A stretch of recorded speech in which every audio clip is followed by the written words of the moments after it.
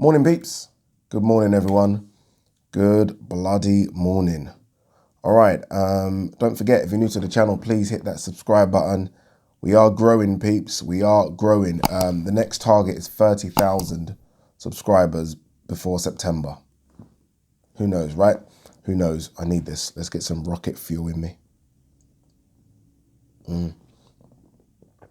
Thank you to everyone that jumped on the live stream yesterday. Good numbers again. Good numbers. I think all in all, something like 40,000 views, which is very, very good for this channel. So thank you. I actually went on to a few other channels after our live stream ended just to see what other people were saying. And there's a lot of boxing channels out there now, you know, a lot. So it's good that the community is growing. Trust me, it all helps if we all get bigger. If all of us get bigger, it all helps. So let's support one another. I was going to say something else. I don't know if we're going to do a live this evening. We always do a live Sunday session. I'm not sure. I'll let you guys know in the community tab. Just check that out.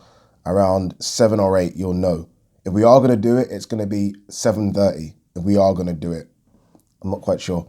I might have something to do. All right.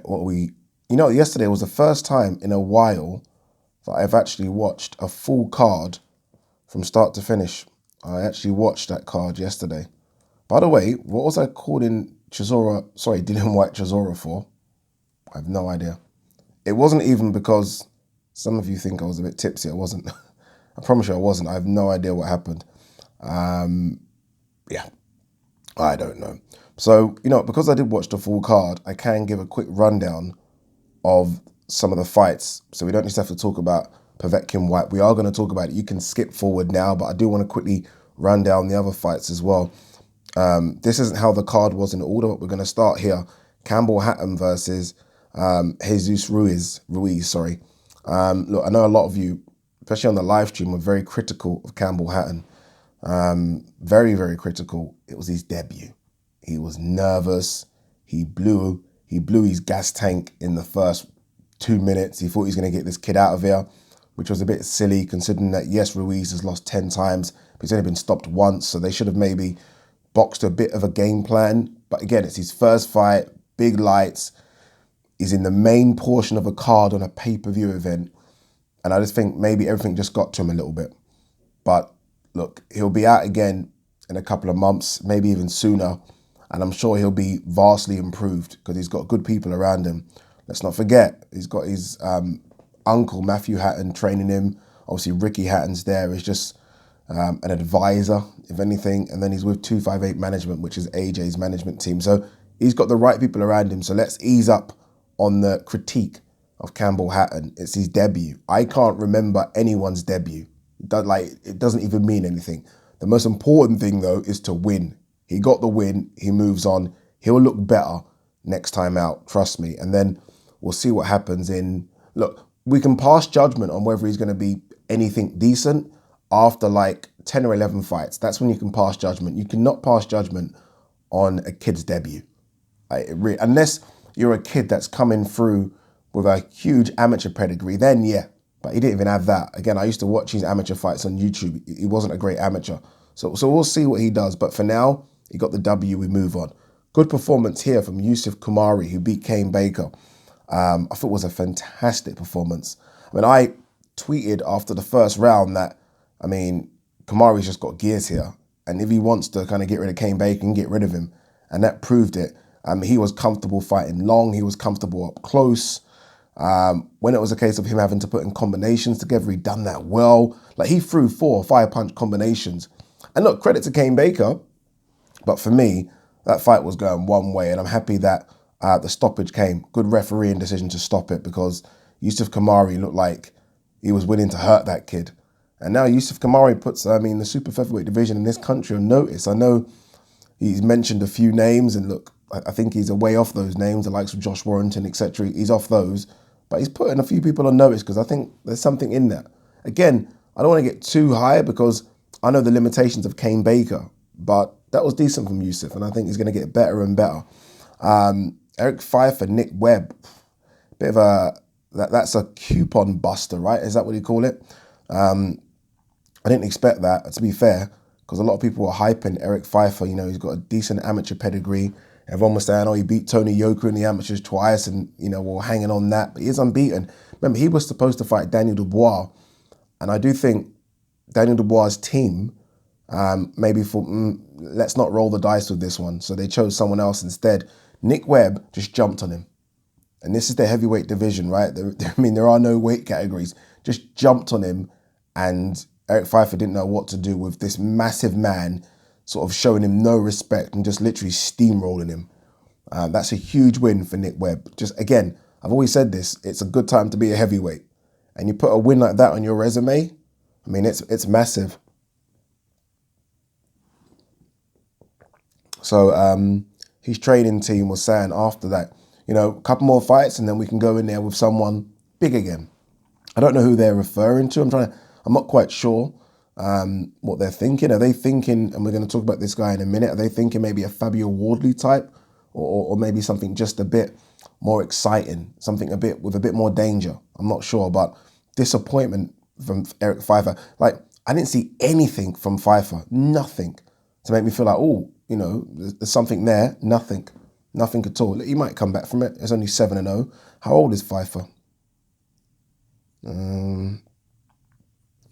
don't even know his age. He looks a bit old, doesn't he? I'm not quite sure how old he is. But he is co-managed now by Dillian Whyte. So look, he will get another opportunity, but yeah, not quite sure about that performance. I wonder if they'll do Babic versus Nick Webb. Don't know, maybe, right? That's the kind of level we've seen with Babic. We haven't seen him, I know Babic is calling out crazy names like Hergovich, but we haven't seen those type of levels. So maybe they'll do that one. Fabio Wardley versus Eric Molina, awful fight for me. Maybe because it was co-main and I was just desperate for Dillian Whyte Povetkin to come on, but Eric Molina threw one right hand, right? He threw a couple, to be fair, but one that landed that caused Fabio Wardley problems. Fabio Wardley obviously then stumbled back to the ropes, and when he was on the ropes, landed a couple of shots himself. I think I saw a headbutt, accidental headbutt, but a headbutt nonetheless come in. Then a couple of shots behind the back of the ear. Molina went down and just didn't want to know. Molina went down and thought, I'm getting paid. Whatever he's getting paid, I don't know. What's he getting paid? Co-main event, I don't know. 150 grand, I'm not quite sure. If I get up and win, I get 150 grand. If I stay on the floor, I get 150 grand. It's like, fuck it, I'm staying on the floor. I'm not quite sure about Fabio's style. I like the fact that he's a bit flashy. I don't mind the low left hand, but I want you to be very conventional as well. I want him to have that in his back pocket. Do you know what I mean? Like high guard, jab, right hand, just the very basics to go with what he's got. I think what he's got could be good because there's not many heavyweights that move like he does and fight the way he does. So he's going to be tricky, but there's going to be a time when you just really need to cover up. And I think they might need to, I think they might need to look at Fabio Wardley's training setup because, again, if he wants to go far in this game, and he can go some distance, I'm not quite sure where, but again, heavyweight division now, you don't have to go to world level to make good money. You can make good money European fights, So, they need to fix that up a little bit. Eric Molina, though, is done. I don't know why anyone would want to use him again. He's done. If you can't come in shape for a co-main event on a pay-per-view card, whereby if you win, you can get big fights and you can step out again and really put your name in the mix, then what can you get motivated for? Like, he's been out the ring for 14, 15 months and that's the shape you come in. Just come in shape. That's all I ask. I don't think that's a lot to ask for a professional athlete that's getting paid good money. Again, I'm guessing he would have got paid. He would, on this card, apart from the top two, I'm looking at the names on the card, he would probably be the third highest in terms of pay, I think. Because the other one was a British title fight. Yep, he's going to be higher than Chris Congo and Mikkelson. He's going to be higher than Pfeiffer Webb. Yeah, he's probably going to be the third highest, and he can't even come in shape.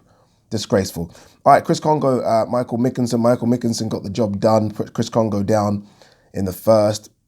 Flash knockdown, but a knockdown's a knockdown, right? And that kind of set the tone for the fight. Mikkelson jumped on Congo for the first 4 or 5 rounds, and Congo didn't really know what to do. It's very I was disappointed in Congo's performance. Didn't know what to do. Came back into it, sort of the mid rounds, but by then Mikkelson has already built up a lead, and it was only a 10-round fight. I don't know why. For me, if it's a title fight, it should be 12. I know it was a global title, but it doesn't matter. If it's a title fight, it should be 12 rounds. That might have helped Congo a bit more because I did think Mikkelson was looking a bit tired towards the end. But yeah, Mikkelson goes on with the win. It's the first time a lot of people would have seen him, but he is 19-0 now. I think he's number 5 or number 4 of the WBO. Look, he's far away from either stepping in the ring for a world title shot. But, I mean, now his name's out there. It's a big win. Again, it's on pay-per-view. All those things helps him. For Chris Congo, I was very, very disappointed in Chris Congo's performance. Very. It's almost like nothing came natural to him yesterday. It's like everything he's doing, he's thinking, rather than it just coming natural because I've been drilled and I know what I'm doing. To be fair, he was fighting a southpaw, which again is quite difficult. There's not a lot of southpaw sparring, but he did speak in the lead up to this fight saying, look, I've been sparring Josh Taylor, who is one of the best southpaws out there. Do you know what I mean? So I expected more. I think he was just surprised that Mikkelson, who normally fights on the back foot, was so aggressive in the first couple of rounds. And by then, Mikkelson built up a lead and Congo just didn't look good. Congo didn't even land anything clean. Didn't land anything clean. If anything, Mikkelson wobbled Congo a couple of times, and Mikkelson's not a puncher. I mean, look at Mikkelson's record. Of his 19 wins, 2 by KO. He's not a puncher at all. So yeah, good win for Mikkelson.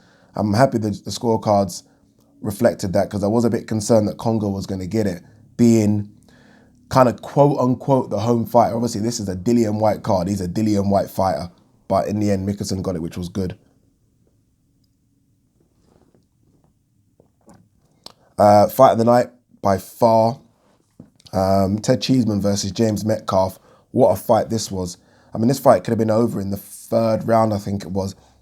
Cheeseman landed sort of 13 or 14 massive, capital M, right hands, clean on the button, and James Metcalf was there.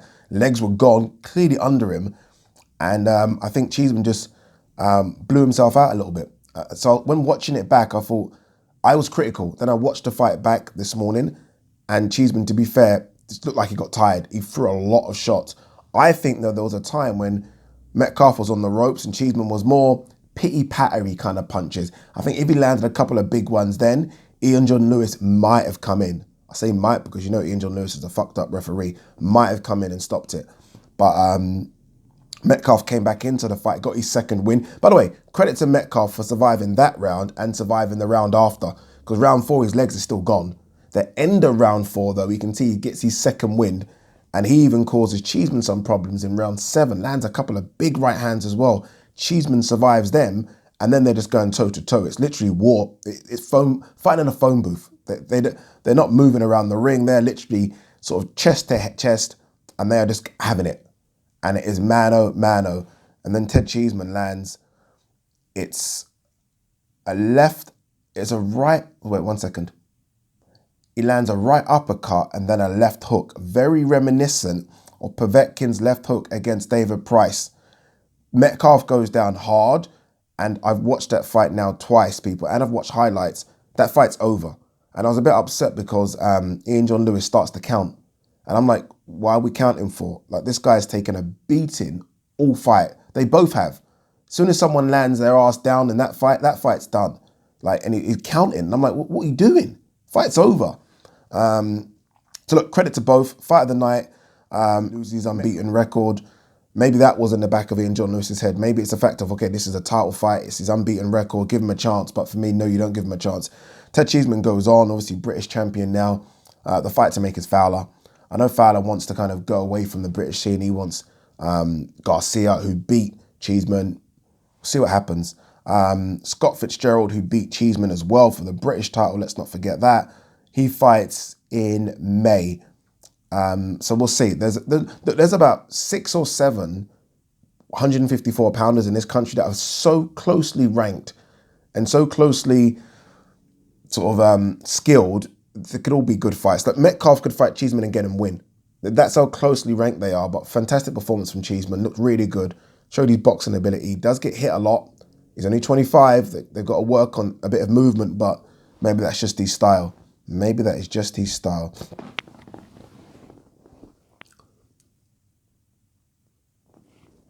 All right, main event, Dillian Whyte versus, sorry to get it correct, Ade, Alexander Povetkin versus Dillian Whyte, not Derek Chisora. Fantastic.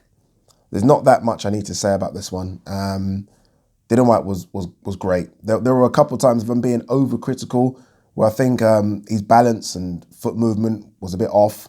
But that's Dillian Whyte. Like Dillian Whyte isn't Usyk or Tyson Fury. He's not fleet-footed. He doesn't move like those guys. Dillian Whyte does what Dillian Whyte does very well. He's aggressive. He uses his jab, and it was a really good performance. I thought he was getting involved too early, like the first minute of the first round when I kept calling him Chisora.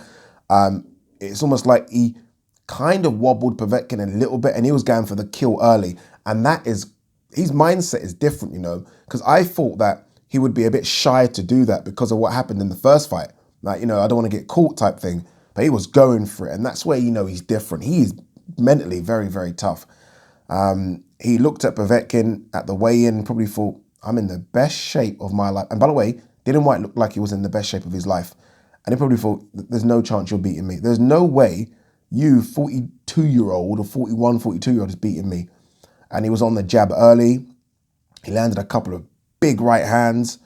And then obviously he shut the door with his famed left hook. It was a clinic.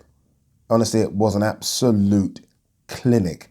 And it was such a good performance. It erases the first fight for me. It completely erases it. And that new training camp the new team he's got in the corner, going forward, that could be that, right? Xavier Miller and Harold Knight, I think it is. I think that's his name. Lennox Lewis, a guy that's been in the camp with Lennox Lewis. So he's got all that experience. Manny Stewart, he's been like that. Harold Knight's been around the block, and I like that setup now. I think that was the best Dillian Whyte I've seen. Again, I hate saying that sometimes just because Povetkin did look really bad, but that was clinic. And you know what makes it even more better is that there was so much on the line. This is a guy that knocked you out. Eddie Hearn was saying, oh, if he doesn't win, we don't know where we go. World title shots we're literally going to vanish. Your paycheck gets cut in half. Dillian Whyte wasn't. I thought he might be so tentative, but he wasn't. He was aggressive. It was a phenomenally good performance. Phenomenally good performance. Again, you look at when AJ got knocked out and beat by Ruiz. AJ completely changed everything. It was almost a different AJ. And maybe that's a good thing, but what I'm trying to say is that I thought Dillian Whyte was going to change a few things just because he got knocked out by this guy previously. But it was like, no, we're going to do exactly the same thing because I know I'm better than him. I know I'm better, and I just made a couple of mistakes, and he proved that. He proved that. But Povetkin looked like trash, though, to be honest with you. But nonetheless, super proud of Dillian Whyte. I predicted before the fight that he would stop him in the fifth, done it in the fourth. So now it's a case of what next? What next, people? I'll tell you what next. If we're not going to get AJ Fury, fuck it. I'm not bothered anymore. I'm tired of it all. Everyone fight their mandatories, right? Fury, fight Dillian Whyte. AJ, fight Usyk. Stop holding up the division. It's getting boring now. Are you guys not bored of it? Like, there's so many fights I want to see, but everyone's waiting on AJ Fury. Like, I want to see Whyte versus Wilder. Make it now. Like Whyte this morning, Declan Taylor, I saw tweets, and I don't know if you guys know, Declan Taylor does a lot of work for people. He works for various newspapers as well. He said he saw Whyte at breakfast, and the only thing Whyte said was, I need to know who I'm fighting next. That's it. AJ Fury's holding up the division because it's obviously the biggest fight we've ever seen over here, but it shouldn't be holding up the division at the kind of I can't think of the word now. What word am I? Basically, don't fucking hold the division. Is what I'm trying to get at. Let's see Whyte versus Fury. Let's see AJ versus Usyk. If not, let's see Whyte versus Wilder. Let's see Hrgovic versus Hunter, and they fight the winner of AJ. You know what I mean? There's so many other fights. It isn't just about AJ Fury, and I feel silly saying that, but there isn't. Like, it can't just hold up the division like this. It can't. But yeah, well done to Dillian Whyte. How good was it to hear fans, by the way, as well? Matchroom, yeah. Matchroom are the biggest promoters in the world. All right, I know this is a bit random, a bit of a segue here, but Matchroom are the biggest promoters in the world by far. Now, like for me, they're bigger than Top Rank. They're bigger than They seem to be putting on shows everywhere, like shows in America, shows here, like literally shows everywhere, and not small shows either. Right? That was a decent card. Pretty happy with that card. I got to see Yusuf Kamari, who I haven't seen much of. Pretty happy with that card. And happy for Michael Mikkelson, happy for Ted Cheeseman. Very happy. All right, 1 sec, peeps.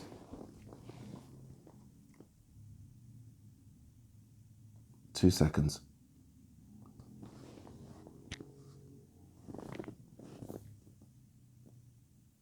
Sorry, this is quite rude.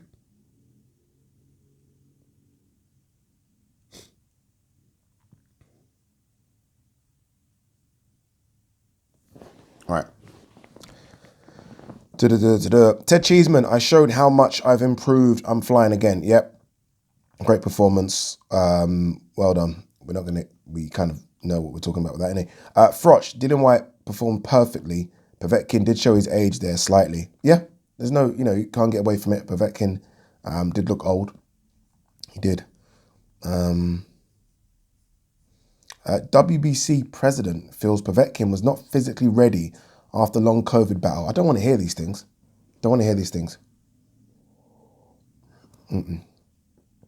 Let's stop making excuses. He took the fight. Let's stop it, right? I mean, he could have postponed this another month. He could have. So let's not do it. Rubinski, who's Povetkin's promoter / manager, says, I will persuade Povetkin to end his career. Yeah, Povetkin's done now. I mean, he's had a great career. Been in some great fights, some big fights, right? Vladimir Klitschko was huge. That's when he was unbeaten. Big fight that was in Russia. I remember it because they bidded so much to get Vladimir Klitschko to Russia. So they won the purse bid for it. It was a huge fight. That was a tough beating as well. Took a beating in the end of that one. Obviously, the AJ fight was massive at Wembley. Huge. What was it? 80,000 that were there. Crazy. Then he's had fights against the likes of Hughie Fury, David Price. And now 2 fights against Povetkin. He chucking those ones against Manuel Char, Carlos Takam. Very, very good career. There's still fights out there for him. That's the problem, right? In terms of fights that might generate some interest. Like a Pulev matchup's always been one that I've thought about, but he doesn't need to. He can retire and be happy. What else have we got? Have we got any other news? I think that's it. I think we can talk about some of the other news.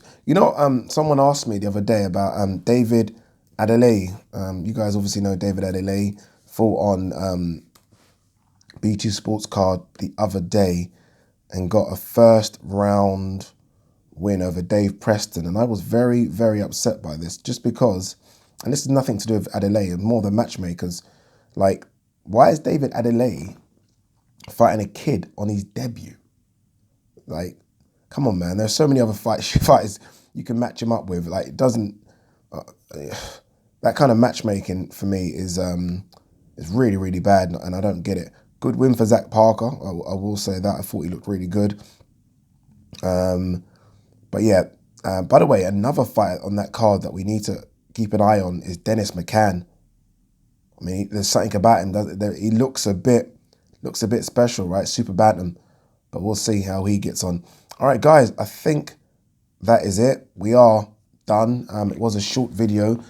We might do a live tonight. We might. But I'll let you guys know in the community tab. Peace.